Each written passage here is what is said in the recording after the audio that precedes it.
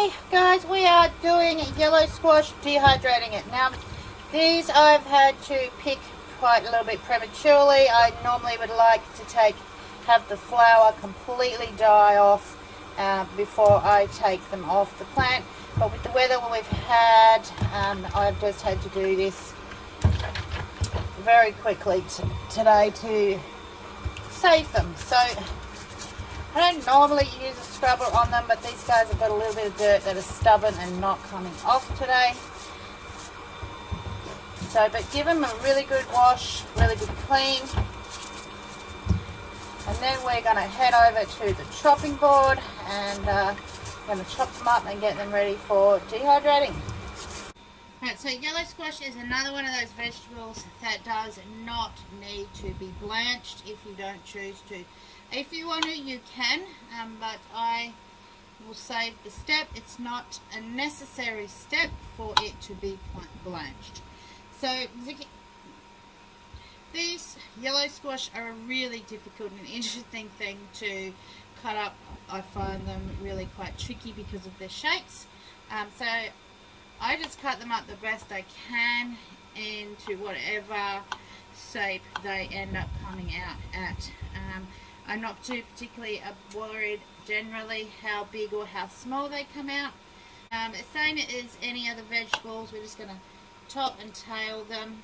Now you'll see on this one there's a little bit of brown happening there. I'm not sure whether that's due to, but I'm going to do is I'm just going to cut the brown bits out.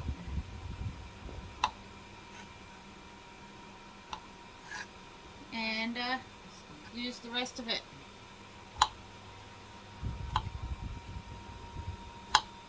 Like any other vegetable that I'm dehydrating, or if I was cooking with this, I just try and cut it to the size that I would be cooking with it.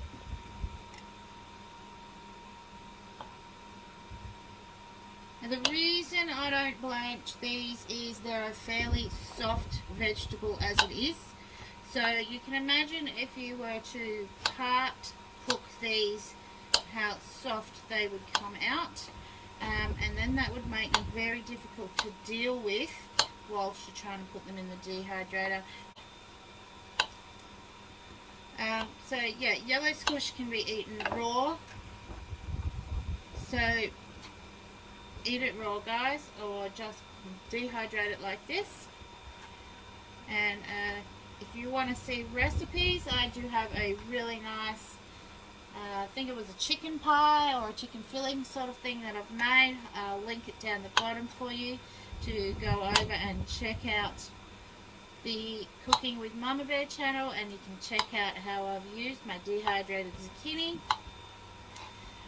They're one of these vegetables that doesn't really have a lot of flavour, so you can actually add it to any type of meal you want. I just find they go really well with chicken, or as a vegetable filler in things like mince.